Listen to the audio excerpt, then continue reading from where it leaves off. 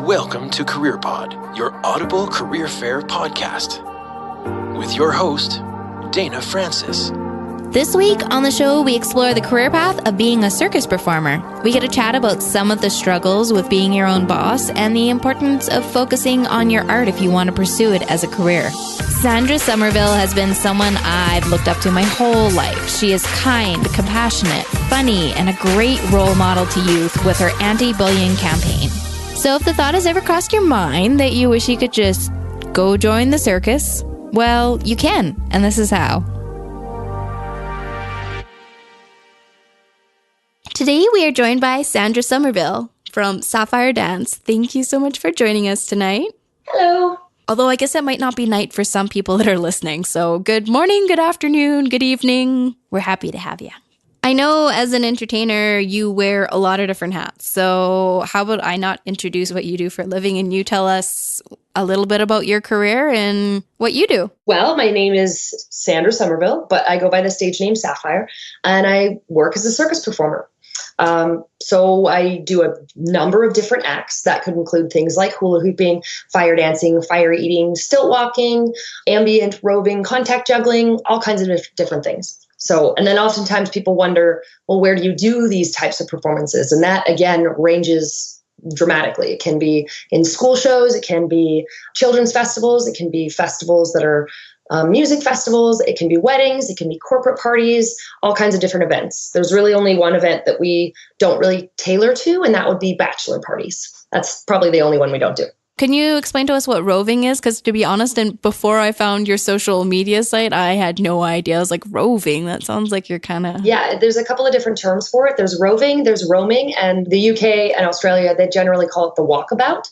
And so what you're doing in that situation is, rather than, say, a stage show where people are seated and they're watching you and there's a clear start time, clear end time, and choreographed pieces, with roving, it's more ambient, but it's interactive ambient, right? So say, for example, you have a juggler or a magician and there's people having cocktails during cocktail hour, then that would be the type of entertainment you'd want. So people are mingling, people are discussing. You don't really want your guests to stop and watch a show. That's a great time to have roving entertainment because it's just a nice little perk to add to the party. I've seen lots of the pictures with you on stilts. Have you ever scared anybody by accident? Just kind of woo, and then all of a sudden you're behind them? I totally did this on Sunday. I do it all the time. But there were these kids at the Bow Island Children's Festival playing laser tag, and I was a giant butterfly, and I was hiding, and of course all the boys are like, oh, look, we can get her, huge target, right? And I snuck up behind this girl who was facing the other way, and she was hidden behind this little blockade area, and she's kind of shooting this guy, and she turns around and literally just screams, It was brilliant. I loved it. I mean, she put a smile on her face instantly as soon as she screamed, but I really gave her a good shot of adrenaline there. That's awesome. It's like, ah! So how did you come into this industry? How did you join the circus? It's actually an interesting story. So I originally was going to be a high school art teacher, and I went to University of Lethbridge, and I had done my fine art degree, and I was in the process of doing my education degree when I went to a party, and there was a girl spinning fire poi.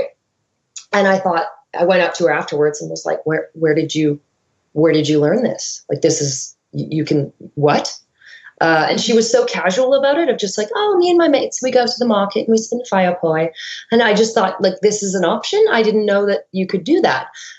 So I pretty much ordered a set that night and started practicing. So I started with fire poi. If you don't know what those are, poi means ball in the Native American language in New Zealand.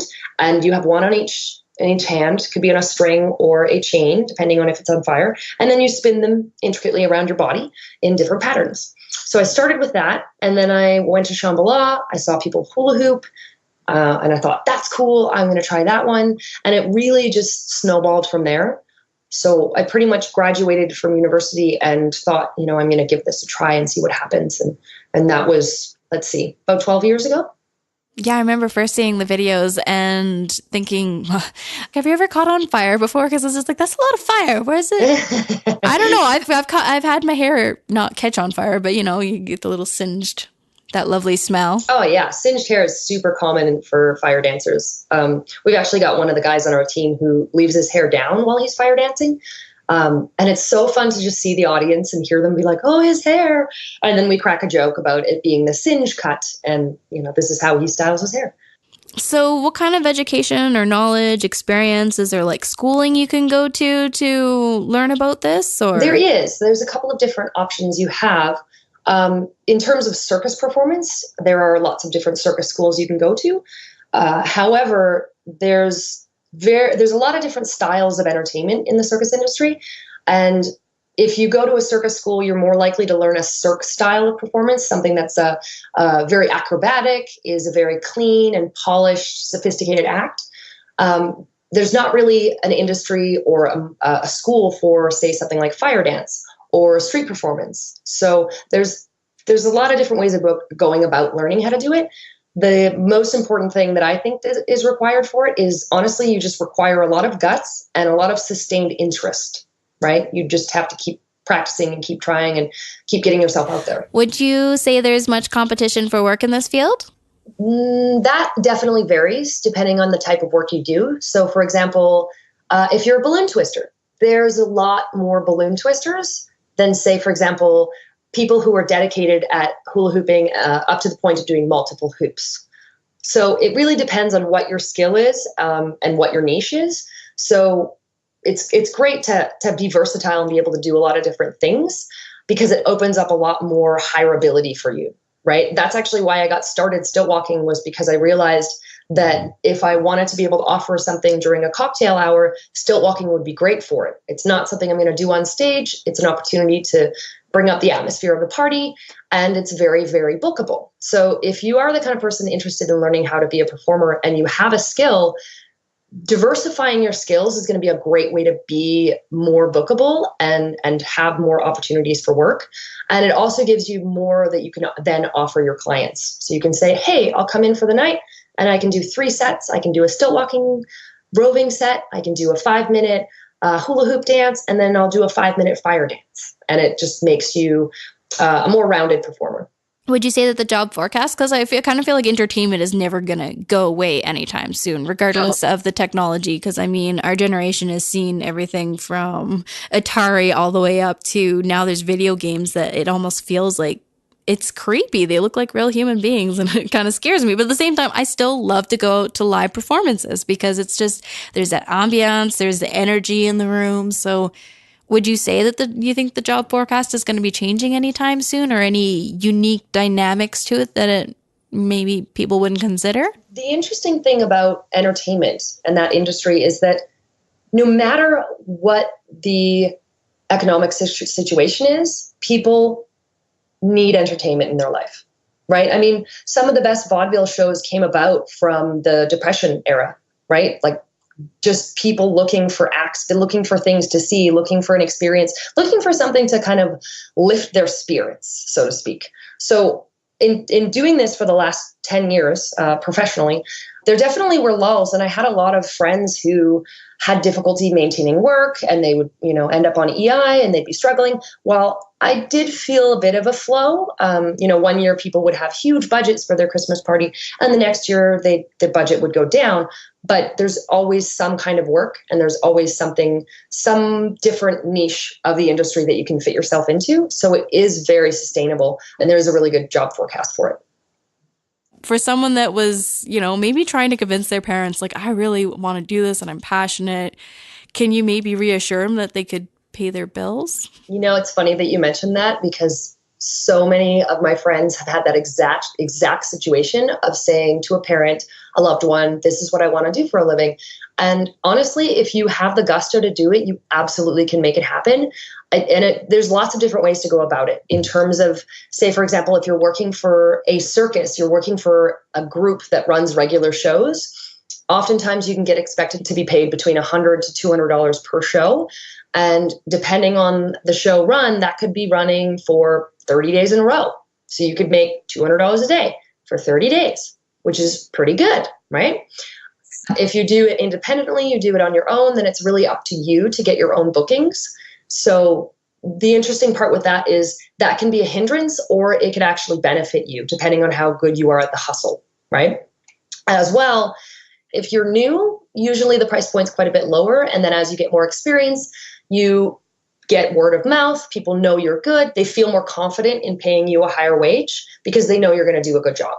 So the industry and your average earning rate can vary depending on where you are in your career and how popular you might be at the time. For example, I know of a guy who's a magician in Las Vegas, and he was telling me about a particular event that paid him $10,000 for the evening. It was a very fancy event, and the client specifically wanted him, and they wanted to fly him out. And the reason for that is that he does a tremendous amount of media work. He has viral videos up in the 10 millions on a regular basis, and that's his hustle. So it all depends on what kind of work you want to do and how much additional work you want to do outside of just performing on stage. That just like kind of blows my mind when I hear something like $10,000 for a night. I'm like, oh, I wish. But at the same time, I know it's not necessarily the norm. So rest assured, that's not my norm. That would be, that would be pretty cool. And it's really hard because you have to build up that name. And nowadays in media, there's so many different competitors for attention. I think almost anybody that wants to jump into that realm, they have to be pretty good at self-marketing to a certain degree. Mm-hmm. Or have something incredibly unique. A good example of that would be someone like Tapeface. If you don't know who Tapeface is, give a quick YouTube search and you're going to laugh for hours. Essentially, the act is a mime act, but he has tape covering his mouth. And it's a totally different style than you would expect from a traditional mime. And very, very comedic. And he has great bits that are incredibly original. And so someone like that, if somebody wants that type of act and wants Tapeface, they can't just Google someone that's local and get the cheap local option, because there is no cheap local option for that category of entertainment. So again, if you're a balloon twister, it's going to be hard to have a high price point because there's just so many of them. But if you do something that's significantly rare and unlikely that there's going to be a lot of competition, then your wage can go up. Have you ever done balloon twisting? You've just like said it a few times. I'm like, oh, it's kind of like I would like to learn. I can do some basic stuff, but not as a paid performer. No. I mean, no, that's not true. I did a couple of things at the Taboo, but mostly all you'd make would be like penis hats because it was a naughty but nice show. Nothing too intricate. That'd definitely be a good like party trick though. Like, buy me drink, I'll make you a penis hat. And then you just go around with a whole bunch of balloons and be like, what color do you want? Can you tell us what a day at work might look like for you? Because obviously it's going to be all over the place. Gosh, yes, absolutely. So, I mean, there's the office day, which is all emails, contracts, phone calls, fire permits, double checking stuff, organizing performers, that kind of thing. And that can also include organizing costumes and prop materials, buying fuel for fire shows. So there's the back end part of the day. And then there's the actual performance. And surprisingly enough, there's significantly more back end than there is of the actual performance. So in terms of like, what do you do for most of your work? It's actually, most of it isn't on stage.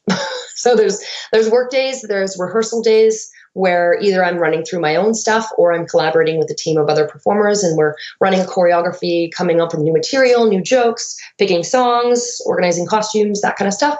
And then there's travel days where you might just literally be in the car for 10 hours because you're driving to Brandon, Manitoba, and you got to get there. And then there's the performance day. Yeah. And that's usually you wake up, you go to the venue, you get lost a little bit, you try to get into the venue, you try to find the door that's open. It doesn't work. Then you try to find the person who's coordinating, and they're busy because they're running a huge event and they're busy. So then you just kind of mill about for a while, and then you find a green room, and that could either be a fancy green room or it could be a broom closet, whatever it is, you make it work. And then, you go to the DJ, you make sure you have the music set up, or you set up your own system, and then you get ready to do a show. Start warming up and draw a crowd if you need to, or wait while everybody funnels into the theater or the gymnasium, and then you give her. What's your favorite part about your job? Favorite part? Oh my goodness. That's hard. There's a lot. I imagine it's not the emails. Oh, it's, yeah. Yeah, that's a hard no on that one. I would say really like post-show, because when if you nail a show and just everything, you and the audience just have this really amazing rapport by the end of the show, and everyone's like, yes, and the energy's really flowing. Just that post-show, it really is a high. Like, it really is a post-show high. And you have all this adrenaline, and you've just basically done a workout for an hour, and you feel amazing. Like, there's really nothing like it. Yeah, definitely the happy hormones that you get with working out are always amazing. Yeah. And I can only imagine you add that and add the atmosphere, the energy. Oh, yeah. I would say right now, currently, my favorite shows are still the school shows, because when you cram 600, K-6 kids into a gymnasium and they've just come from math class, oh man, it's a good time. And they don't know what's going to happen. They're not really quite sure. And then you just throw down for like 45 minutes, and it's incredibly satisfying. It's incredibly enjoyable. I think my most favorite show, I've got a couple of different school shows. One's physical literacy. So they learn about physical movement and how we use that in the circus. And then we learn about science in the circus. That's another presentation. But the one that's the most popular and the one I've been doing for the longest, which is what I started 10, 11 years ago when I first started in circus, was a motivational talk. And it's an anti-bullying show. And that is by far my most favorite show, because oftentimes somebody will wait around after the show.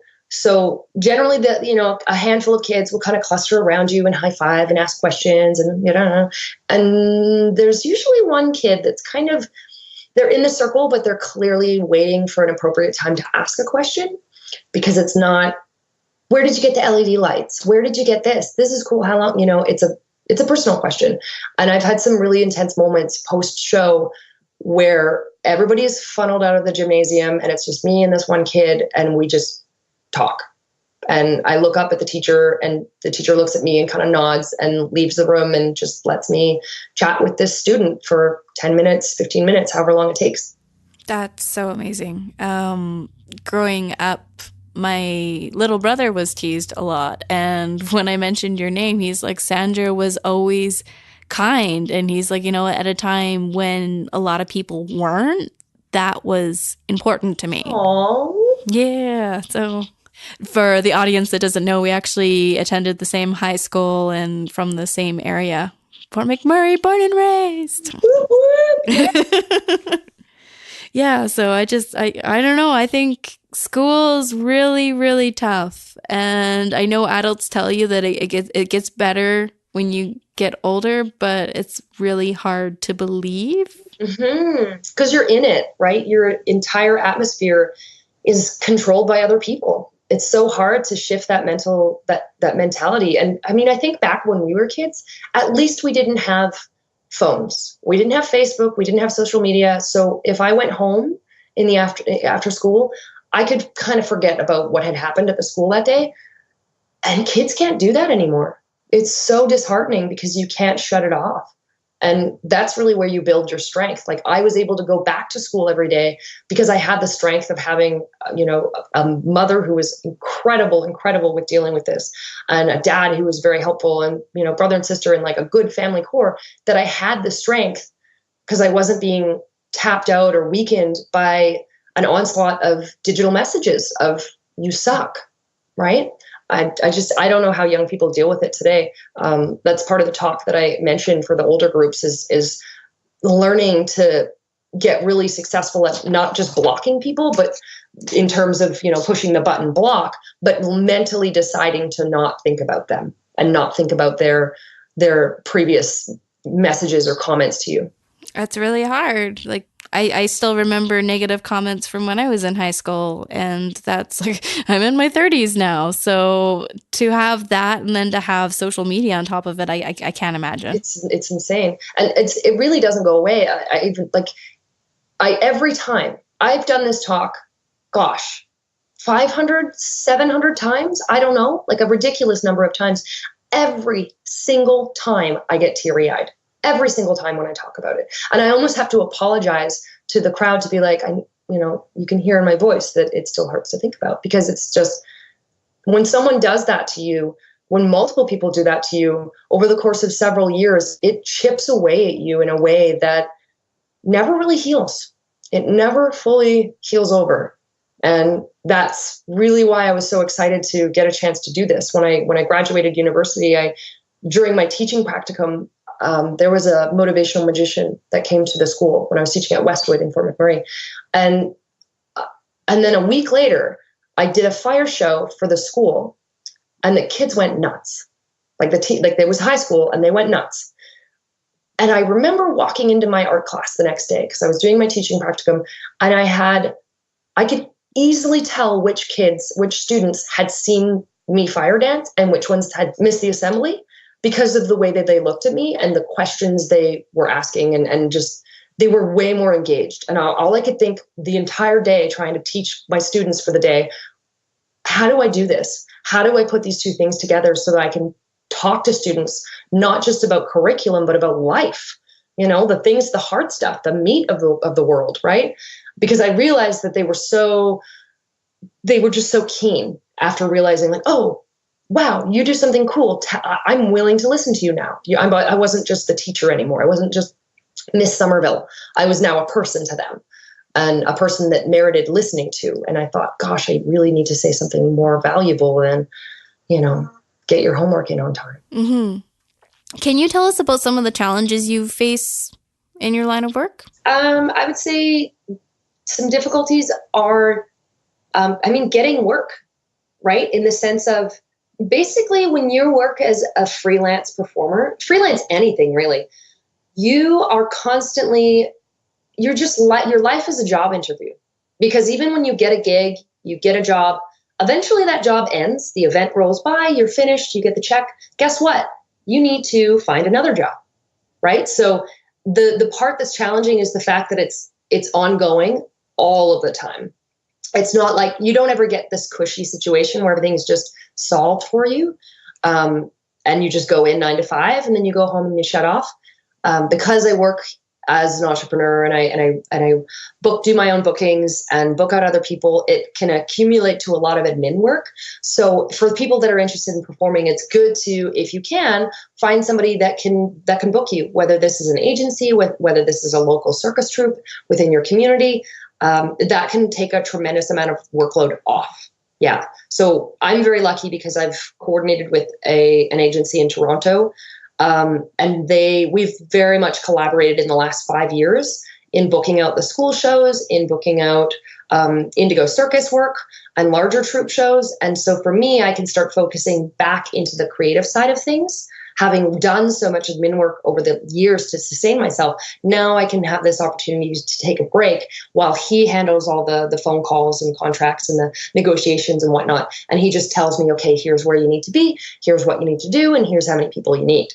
So that's been brilliant. That's been really a great mutually beneficial relationship. And both of us are very excited about where the larger group Indigo Circus work is going to go. Can you tell us a little bit more about Indigo Circus? Because you've been a solo act for a while, so can you tell us a little bit about the group? Historically, I've always booked things under Safire Dance, and had mostly done solo work, really only doing group work when a client, asks for it, right? Never really actively going, okay, that's what we're going to do. And so I'd say about a year and a half ago, I really was like, I think I want to shift gears, because I had done all this touring on my own, and it was really draining, like socially, mentally, and it just kind of weighs down on you. And I really realized, like, I wish I had someone to share this with. So then I kind of had the gears turning for a while and finally came up with the name Indigo Circus. And then, so we've really, in the last year, we've grown tremendously in terms of the work that we do, the scope of the shows that we do. For example, we've got two Alberta performers will be traveling to the East Coast, so Halifax, Nova Scotia, that kind of area, for the summer. So it's kind of cool in a way for Alberta circus performers to have the chance to represent Alberta in other parts of Canada. So that's kind of where we're heading, getting all across Canada and spreading the wings like that in terms of bringing circus to all kinds of events. And then today we actually just launched our school show, our group school show. So I've been doing solo school shows my entire career. And now we're going to have a duo or a trio school show that's based all around the concept of teamwork, collaboration, and the fun that you can have when you work with a group, which is honestly, it's been so awesome. I'm having so much fun. It's amazing how many more ideas can come into fruition when you have a group of people. We've actually got a kind of a bit of an Indigo Circus saying that that goes, rising tides raises all ships. It's a common saying. I'm not too sure who says it, but it's basically the premise of collaboration, work together, everyone can do better as a group. And I really feel like that's where we're headed. I really feel like it's such a great opportunity for bringing people together and just creating new art and new work within Alberta and across Canada. That's awesome. And that's actually one thing from the trades background of mine that a lot of people are saying that, that's one of the skills shortages right now, is that people are not necessarily great at working in groups. And there's communication is a huge part of that. Yeah. And when you're literally lifting each other up or, doing flips together, communication is key. You've got to know and be able to sense either, verbally or physically or with your eyes. You have to be able to communicate in some way, because otherwise it could just straight up be a safety hazard. Also, it means we all get to go hang out and party in the hotel room after the shows. And that's, yeah, that's super fun. Because otherwise it's weird when you go to a show and everybody yells and screams and tells you you're awesome. And then you go home alone and into the hotel room and you're just like twiddling your thumbs like, what should I do now? Yeah, it's way more fun with a group, not gonna lie. Hey everyone, I'm Lily. And I'm Britt. And we're the co-hosts of LadySh with Lily and Britt. We talk about anything and everything related to being women today. Like how much it sucks when people ask when you're going to have a baby. Or how much we love Michelle Obama. And is there a right way to do self-care? As doctoral students, we're occasionally smart, putting in a little bit of research into every topic we cover. But mostly, we're just ridiculous. As the guy who sold us our podcast equipment said, you're the kind of smart where you really have to dig. If we sound like your cup of tea or glass of wine, new episodes of LadySh come out every second Tuesday. You can check us out on Apple Podcasts, Stitcher, Google Play, and Podbean. Oh, and when you're searching, make sure LadySh is one word. Yeah, and you have to substitute the I for an exclamation point. Why did we make this so hard to find? I guess the guy at the store was right.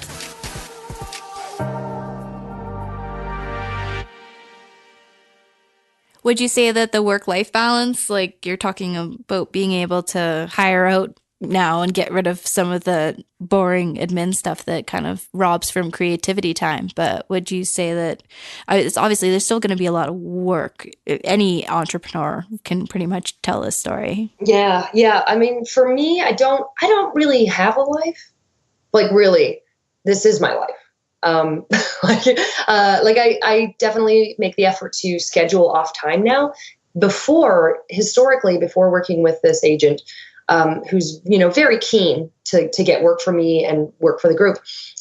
Before I would have lulls in the year, where January, February, March is kind of a downtime. People aren't really throwing parties. They've blown their Christmas budget. Everybody bunkers down for the winter.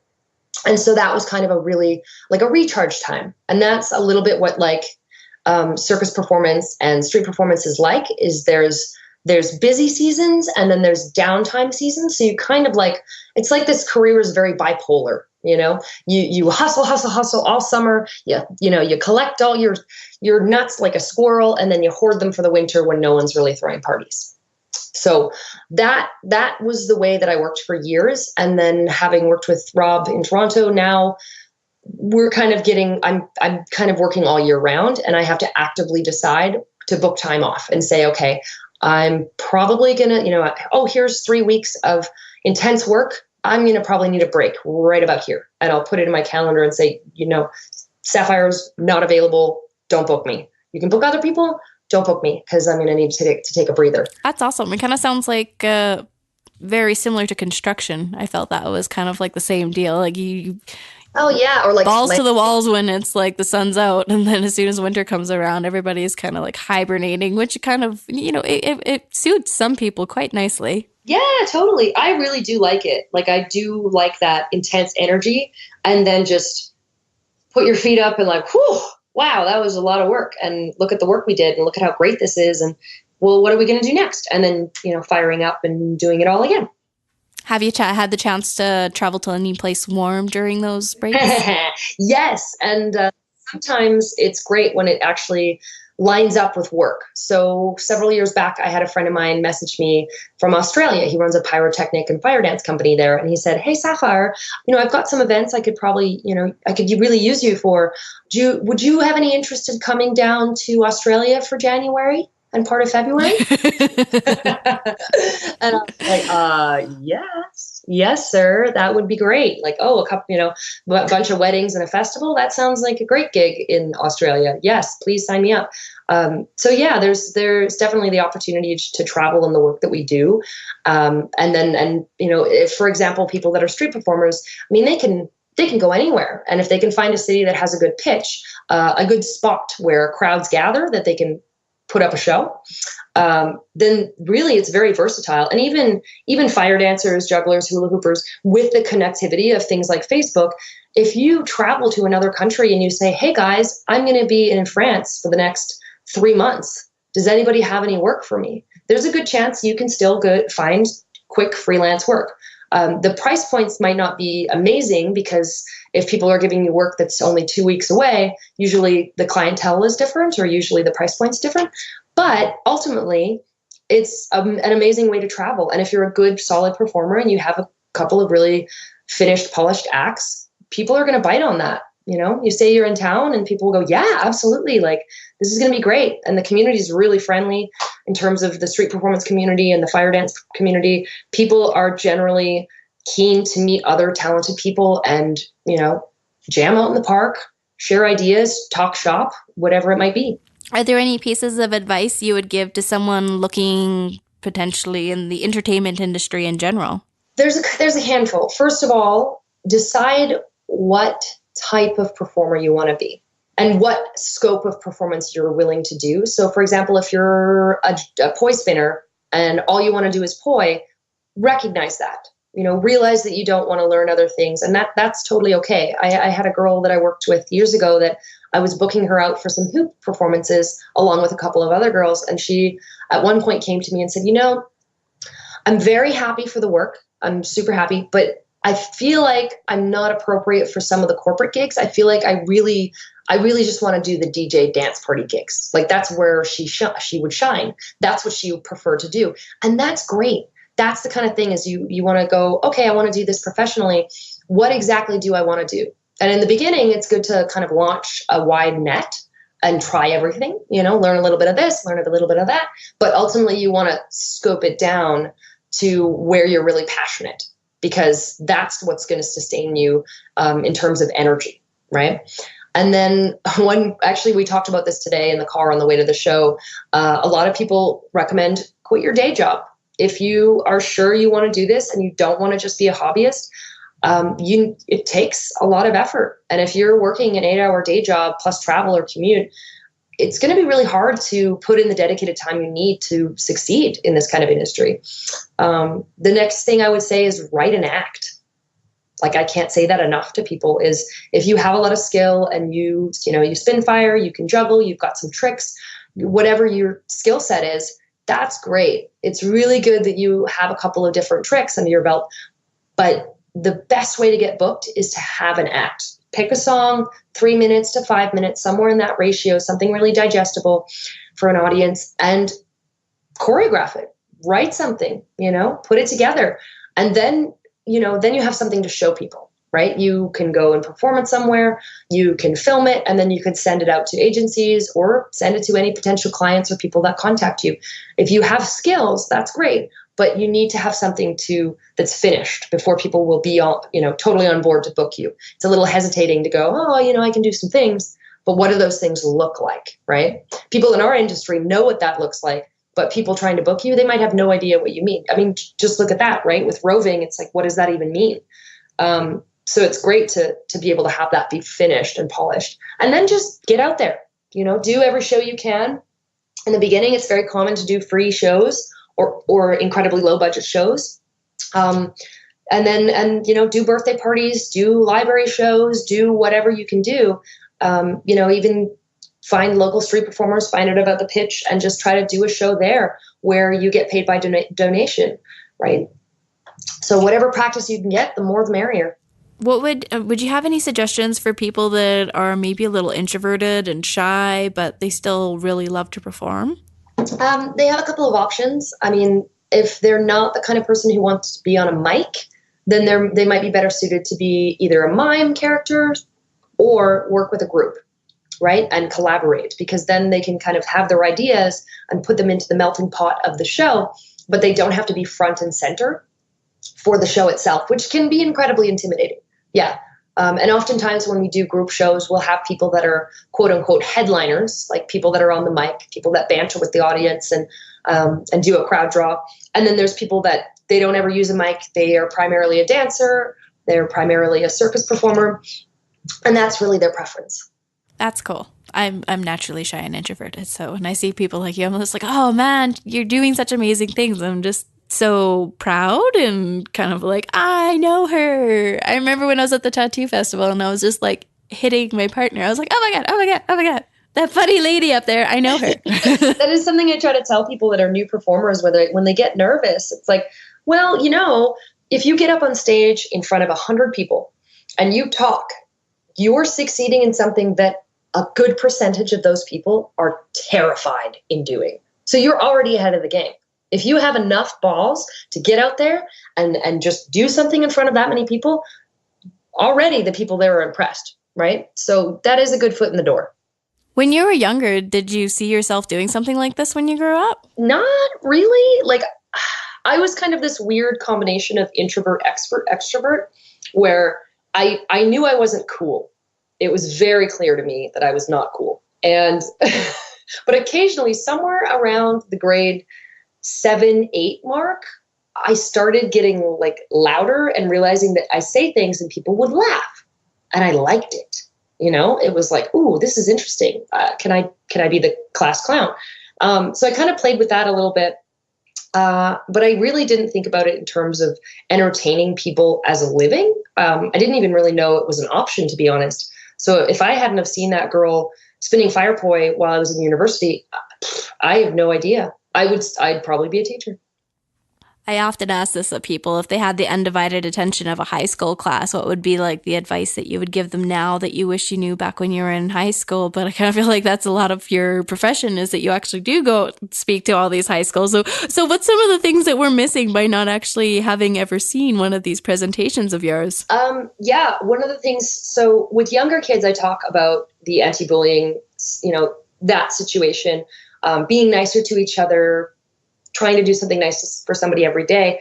But that's a little, shallow for high school students, right? In terms of the message that I want to share. So generally what I do is I then sway to talk specifically to them. And I tell them the fact that when you get older, people still bully you when you're an adult, but they do it in different ways, right? They don't tell you that you might be stupid or that you're an idiot, but they will tell you who you can and cannot be. And they will give you guidelines. They will give you like rules, or they'll kind of be the toxic friend who says, no, you can't do that. Or the toxic parent who, hasn't succeeded in their dreams. So they just assume that you can't either. And I invite them to remember that, I'm just a girl who grew up in Fort McMurray and found a hula hoop, and then traveled and performed in 16 countries. Like, that's absurd to me when I really think about it, because I had no understanding of this when I was in high school. This was not even a fathom of reality. So I definitely encourage them and help them to realize, like, you can do a lot of different things. And the world your parents grew up in is very different from the world that we grew up in, that we have now. And in terms of the information that they have accessible to them, it's infinite. If they want to learn something, they want to learn French, they want to learn how to break dance, they want to learn how to play guitar, they want to be a rock star. Like, those are all things that they can do. It's completely doable. However, you have to work hard. That is the biggest thing, is like, you have to hustle. There's no way about it. Can you tell us where we can find you online? Like, I know you're kind of all over the place. You're on YouTube and Instagram, Twitter, Facebook, but where are some of your handles? I post the most frequently on Instagram, and that's under Sandra Safire, and Safire is spelled Safire. And then if they're interested in looking at some of the show material, my personal site is Safire Dance. But the group work that we're doing is Indigo Circus. And that's where they'll see some of the newer, shinier videos and some of our awesome costuming that we're offering to clients these days. That's awesome. And actually, I was checking out one of your websites that you offer online classes as well. And I was like, ooh, I want to take one of those now. Yeah, I do. So yeah, that was kind of a stint of my career for a while too, where I was really heavily involved in the hoop dance community when it kind of first blew up in terms of online hoop dance communities. And yeah, so I've offered online classes since I think I started them in 2009 and then have since refilmed quite a few of them. Yeah, and it's super fun. It's basically like a DVD, but it's online streaming content, which is great because even though hoop dance has been around a long time, there's not a lot of teachers in small towns and small communities. So it's really great for people to have that accessibility regardless of where they are. And I love how you break things down. Like, I'm the kind of person that back when I was belly dancing, I'd be like, okay, can you show me how to do that move again? And I'm just going to videotape it because my brain is not committing it to memory. I need to watch it like over and over. And then you need to explain it to me in like the most simple down to like, think of me like I was in kindergarten. You know? Yes, I feel you on that. I actually feel like, so I'm actually a terrible hula hooper naturally, right? I don't have any natural inclination to do it. And it just took a lot of practice and a lot of drilling. And I think that actually helped me tremendously in learning to be a teacher, is because if you get something really quickly and really easy, it's you can't break it down for someone because you don't know the breakdown, right? Versus me, I pick up a hoop, I try to do something, it doesn't work. I have to find every way you could screw it up before I get it right. So it's really helpful when it comes time to teach the trick because I already know all the ways that they could screw it up. So anytime they go, it's not flipping, it's not doing this. Oh, I know exactly what that is. You need to do this. So I always tell people that if you're a terrible learner, if you're not a quick study, you're going to make a great teacher. Oh, awesome. Thank you so much for taking the time to chat with us. I just had so much fun tonight. Yeah, this was lovely. It was great to catch up and chat about old times.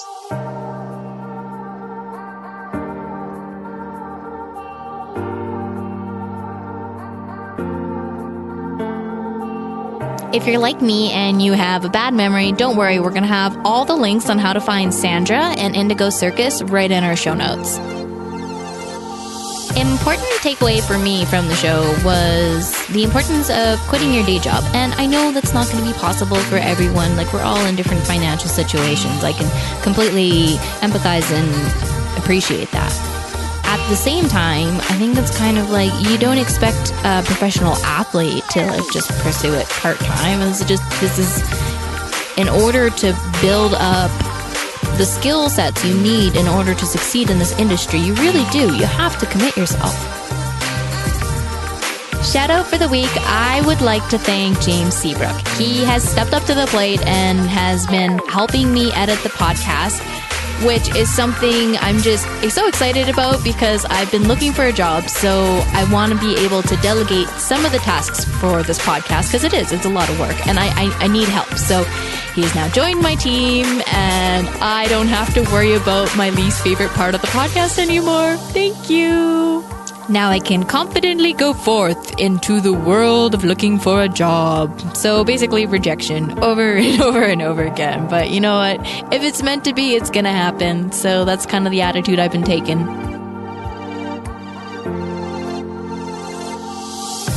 If you'd like to chat with me about any of your job search struggles, you can find me on Instagram and Twitter at CareerPod. I will always be here to listen because I know just how hard it can be. This episode was written, produced, and hosted by Dana Francis. Editing, mixing, and additional voices by James Seabrook at Two Bodies of Water Productions. Thank you so much for joining us today. Till we meet again, stay passionately curious.